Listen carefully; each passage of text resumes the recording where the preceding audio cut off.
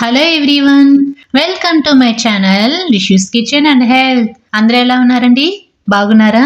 మన తెలుగు వారికి పులిహోర లేనిదే ఏ పండుగ వేడుకైనా నిండుగా ఉండదు. అందులోనూ చింతపండుతో చేసి ఇంగు వాసనతో గుమగుమలాడుతూ ఉంటే ఆహా అద్భుతం అంటూ ఆరగించేస్తాం కదా. ఈరోజు నవరాత్రుల సందర్భంగా అమ్మవారికి ఎంతో ప్రీతికరమైన 2 రకాల ప్రసాదాలని తయారు చేసుకోబోతున్నాము. ముందుగా ఒక కుక్కర్లోకి 1 గ్లాసు బియ్యం తీసుకొని ఈ బియ్యం మునిగేంత వరకు నీళ్లు పోసుకొని 2-3 సార్లు ఈ బియ్యాన్ని బాగా కడగాలి. పులిహోరకి పాత బియ్యం అయితే ఇంకా బాగుంటుందండి. 1 గ్లాసు బియ్యానికి 2 గ్లాసులు నీళ్లు తీసుకోవాలి. ఇక్కడ మనం కుక్కర్లో వండుతున్నాం కాబట్టి 2 గ్లాసులు కరెక్ట్గా సరిపోతుంది. 1/2 టీ స్పూన్ సాల్ట్, కొద్దిగా పసుపు, 1 టీ స్పూన్ ఆయిల్ వేసుకొని ఒకసారి కలుపుకోవాలి. ఆయిల్ వేసుకుంటే రైస్ అనేది మెత్తబడకుండా పొడి పొడిలాడుతూ బాగా వస్తుందండి. స్టవ్ పైన పెట్టుకొని మీడియం ఫ్లేమ్లో 3 విజిల్స్ వచ్చేంత వరకు ఈ రైస్ని ఉడకనివ్వాలి. ఒక గిన్నెలోకి మీడియం సైజు నిమ్మకాయ అంతా చింతపండు లేక 40 గ్రాముల చింతపండు తీసుకొని నీళ్లు పోసుకొని 2-3 సార్లు ఈ చింతపండుని శుభ్రంగా కడగాలి. ఇలా కడిగిన చింతపండులోకి కొన్ని నీళ్లు పోసుకొని ఒక 10 నిమిషాల పాటు ఈ చింతపండుని నాననివ్వాలి. ఇప్పుడు రైస్ అయితే ఉడికిపోయిందండి. 3 విజిల్స్ వచ్చిన తర్వాత స్టవ్ ఆఫ్ చేసుకొని దీనిలోని ప్రెషర్ మొత్తం పోయిన తర్వాత ఒక స్పూన్ తోటి ఇలా చెక్ చేసుకోవాలి. రైస్ మొత్తం పొడి పొడిలాడుతూ చక్కగా ఉడికిపోయింది. ఇలా ఉడికిన రైస్ ని పక్కన పెట్టుకుందాము. 10 నిమిషాల క్రితం నానబెట్టి ఉంచుకున్న చింతపండు పులుసుని తీసుకోవాలి ఇలా చిక్కగా. ఇప్పుడు ఒక వెడల్పు ప్యాన్ పెట్టుకొని దాంట్లోకి ఒక ఫిల్టర్ పెట్టుకొని చింతపండుని బాగా ఇలా ఫిల్టర్ చేసుకోవాలండి. దీంట్లో నలకలు కానీ చింతపండు పెచ్చులు ఉంటాయి కదా, అవి పోతాయి. మీరు కనుక మా ఛానల్ని ఫస్ట్ టైం చూసినట్లయితే please subscribe my channel and మీ వంతు సపోర్ట్ని మన ఛానల్కి తప్పకుండా ఇవ్వండి. ఇప్పుడు స్టవ్ వెలిగించుకొని స్టవ్ పైన ఈ ప్యాన్ పెట్టుకొని దీంట్లోకి 1 టేబుల్ స్పూన్ నెయ్యి వేసుకొని లో ఫ్లేమ్లో ఒక 5 నిమిషాల పాటు ఈ చింతపండు పులుసుని బాగా ఉడకనివ్వాలండి. మీరు నెయ్యికి బదులుగా నూనెనే తీసుకోవచ్చు. చింతపండు పులుసులో నుంచి నెయ్యి ఇలా పైకి తేలుతున్నప్పుడు మధ్యలోకి చీల్చుకున్న 4 పచ్చిమిరపకాయలు వేసుకొని ఈ పులుసులో ఈ పచ్చిమిరపకాయలు మొత్తం బాగా కలిసిపోయే విధంగా కలుపుకోవాలి. ఈ పచ్చిమిరపకాయలు చింతపండు పులుసులో ఉడికి కారం లేకుండా తినడానికి చాలా బాగుంటాయండి. ఇప్పుడు కొద్దిగా కరివేపాకు వేసుకొని ఈ పులుసులో బాగా కలిసిపోయే విధంగా కలుపుకుంటూ ఒక 2 నిమిషాల పాటు ఈ పచ్చిదనం పోయేంత వరకు బాగా ఉడకనివ్వాలి. పులుసు ఇలా ఉడికిన తర్వాత రుచికి సరిపడినంత సాల్ట్ వేసుకోవాలి. నేను ఒకేసారి సాల్ట్ని చింతపండు పులుసులో వేసుకుంటున్నాను. మళ్ళీ కలుపుకునే పని లేకుండా ఒకేసారి ఇలా కలుపుకుంటున్నాను. మీరు చూసుకొని సాల్ట్ని అడ్జస్ట్ చేసుకోవచ్చండి. ఇలా తిక్కుగా వచ్చినప్పుడు స్టవ్ ఆఫ్ చేసుకొని ఈ పులుసుని కొద్దిగా చల్లారనివ్వాలి. ఇలా చల్లారిన తర్వాత మనం వండుకున్న అన్నాన్ని ఒక వెడల్పు ప్లేట్లోకి ఇలా తీసుకొని మనం చల్లార్చుకున్న చింతపండు పులుసుని కొద్దిగా వేసుకొని ఈ అన్నంలో అన్నీ బాగా కలిసేలాగా జాగ్రత్తగా కలుపుకోవాలి. ఇలా కలుపుకున్న అన్నాన్ని పక్కన పెట్టుకొని ఇప్పుడు స్టవ్ వెలిగించుకొని ప్యాన్ పెట్టుకొని దీంట్లోకి 2 టేబుల్ స్పూన్ల నెయ్యి వేసుకొని ఫ్లేమ్ని లోలో పెట్టుకొని ఈ నెయ్యిని బాగా కరిగించుకోవాలి. ఇలా కరిగించుకున్న నేతిలోకి 2 టేబుల్ స్పూన్ల వేరుశనగపప్పు, 1 టీ స్పూన్ పచ్చిశనగపప్పు, 1/2 టీ స్పూన్ మినపప్పు వేసుకొని లో ఫ్లేమ్లో ఒక 2 నిమిషాల పాటు మంచి సువాసన వచ్చేంత వరకు ఈ 3 పప్పుల్ని బాగా వేయించుకోవాలి. ఇలా వేయించుకున్న తర్వాత 1 టీ స్పూన్ ఆవాలు వేసుకొని బాగా చిట్టపట్లాడేంత వరకు వేయించుకోవాలి. ఇప్పుడు 1/2 టీ స్పూన్ పసుపు, మధ్యలోకి తుంచుకున్న 4 ఎండుమిరపకాయలు వేసుకొని లో ఫ్లేమ్లో 1 నిమిషం పాటు వేయించుకోవాలి. ఇలా వేయించుకున్న తర్వాత గుప్పెడు కరివేపాకు వేసుకొని దీనిలోని పచ్చదనం పోయేంత వరకు వేయించుకోవాలి. ఇప్పుడు 1/2 టీ స్పూన్ తురుముకున్న బెల్లం వేసుకొని ఈ బెల్లం మొత్తం ఈ నెయ్యిలో కలిసిపోయే విధంగా బాగా కలుపుకోవాలి. మీకు బెల్లం తురుము ఇష్టం ఉంటే వేసుకోండి, బెల్లం ఇష్టం లేకపోతే స్కిప్ చేయొచ్చండి, నో ప్రాబ్లం.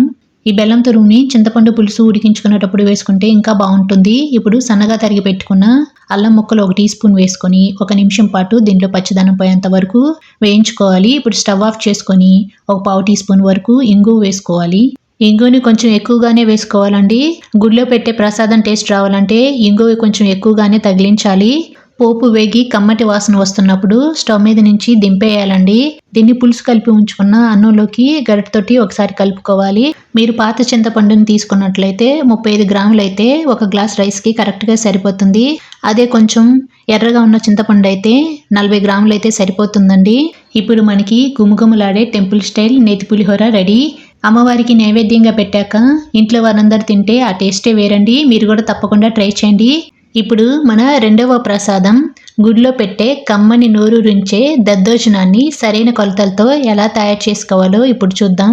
ముందుగా ఒక వెడల్పు ప్లేట్లోకి అన్నాన్ని ఇలా మెత్తగా వండుకొని ఆరనివ్వాలండి. కొంచెం ఎసరు నార్మల్గా పోసుకునే దానికంటే ఎక్కువగానే పోసుకోవాలి. ఇక్కడ నేను 1/2 గ్లాస్ రైస్ తీసుకున్నాను. దానికి 2.5 గ్లాసుల వాటర్ తీసుకొని అన్నాన్ని ఇలా మెత్తగా వండి చల్లారబెట్టుకున్నాను. ఈ అన్నాన్ని పక్కన పెట్టుకుందాం. ఇప్పుడు పోపు కోసం స్టవ్ వెలిగించుకొని ఒక వెడల్పు ప్యాన్ పెట్టుకొని దాంట్లోకి 2 టేబుల్ స్పూన్ల నెయ్యి వేసుకొని లో ఫ్లేమ్లో ఈ నేతిని బాగా కరిగించుకోవాలి. ఇలా కరిగించుకున్న నెయ్యిలోకి 1 టీ స్పూన్ ఆవాలు వేసుకొని 1 నిమిషం పాటు లో ఫ్లేమ్లో బాగా వేగనివ్వాలి. ఇప్పుడు 1 టీ స్పూన్ పచ్చిశనగపప్పు, 1/2 టీ స్పూన్ మినపప్పు వేసుకొని ఒక 2 నిమిషాల పాటు ఈ నేతిలో బాగా వేగనివ్వాలి. 1/2 టీ స్పూన్ జీలకర్ర, ఒక 10 నల్ల మిరియాలు వేసుకొని మంచి సువాసన వచ్చేంత వరకు ఈ పోపుని బాగా వేగనివ్వాలి. ఇలా వేగిన తర్వాత 1 టీ స్పూన్ అల్లం ముక్కలు, మధ్యలోకి చీల్చుకున్న 3 పచ్చిమిరపకాయలు వేసుకోవాలి. మధ్యలోకి తుంచుకున్న 3 ఎండుమిరపకాయలు వేసుకొని లో ఫ్లేమ్లో మరొక నిమిషం పాటు ఈ పోపుని బాగా వేగనివ్వాలండి. ఒక గుప్పెడు కరివేపాకు వేసుకొని దీనిలోని పచ్చిదనం పోయేంత వరకు వేగనివ్వాలి. ఇలా వేగిన తర్వాత స్టవ్ ఆఫ్ చేసుకోవాలి. ఇలా స్టవ్ ఆఫ్ చేసుకున్నాక 1/2 టీ స్పూన్ ఇంగువ వేసుకొని ఈ పోపులో బాగా కలిసిపోయే విధంగా కలుపుకొని ఈ పోపుని చల్లారనివ్వాలి. మనం ఆల్రెడీ వండుకొని చల్లారబెట్టుకున్న అన్నంలోకి 1 గ్లాసు పెరుగు తీసుకోవాలి. 1/2 గ్లాస్ రైస్కి 1 గ్లాసు పెరుగు తీసుకోవాలి. అంటే డబుల్ క్వాంటిటీ అండి. ఈ పెరుగు మొత్తం అన్నంలో ఉండలనేవి లేకుండా బాగా కలుపుకోవాలి. వీలైతే ఒక గిన్నె కానీ గ్లాస్ కానీ తీసుకొని ఈ అన్నాన్ని బాగా మెదుపుకోవాలి. మెదుపుకున్న తర్వాత పెరుగు వేసుకుంటే బాగుంటుంది. ఇలా అన్నాన్ని కలుపుకున్న తర్వాత 1 గ్లాసు కాచి చల్లార్చుకున్న పాలు పోసుకోవాలి. 1 గ్లాసు పెరుగు, 1 గ్లాసు పాలు, కాచి చల్లార్చుకున్న పాలు తీసుకోవాలి. ఇప్పుడు రుచికి సరిపడినంత సాల్ట్ వేసుకొని ఇది మొత్తం బాగా కలుపుకోవాలి. ఇలా కలుపుకున్నాక మనం చల్లారబెట్టుకున్న పోపు కూడా వేసుకొని స్పూన్ తోటి ఈ దద్దోజనంలోకి పోపు మొత్తం కలిసిపోయే విధంగా బాగా కలుపుకోవాలి. మనం ఎప్పుడైనా దద్దోజనం చేసుకునేటప్పుడు ఫ్రెష్ పెరుగు తీసుకుంటేనే బాగుంటుందండి. పులిసిపోయిన పెరుగు తీసుకోకూడదు. మనం మస్ట్ అండ్ షుడ్గా అన్నాన్ని బాగా చల్లార్చుకోవాలి. అలాగే ఎసరు కూడా ఎక్కువగా పెట్టుకోవాలి. కన్సిస్టెన్సీ అనేది ఇలా లూజ్గా రావాలండి. ఇలా రెడీ చేసి పెట్టుకున్న దద్దోజనాన్ని ఒక సర్వింగ్ ప్లేట్లోకి సర్వ్ చేసుకుంటే మనకి టెంపుల్ స్టైల్ దద్దోజనం రెడీ అయినట్లే.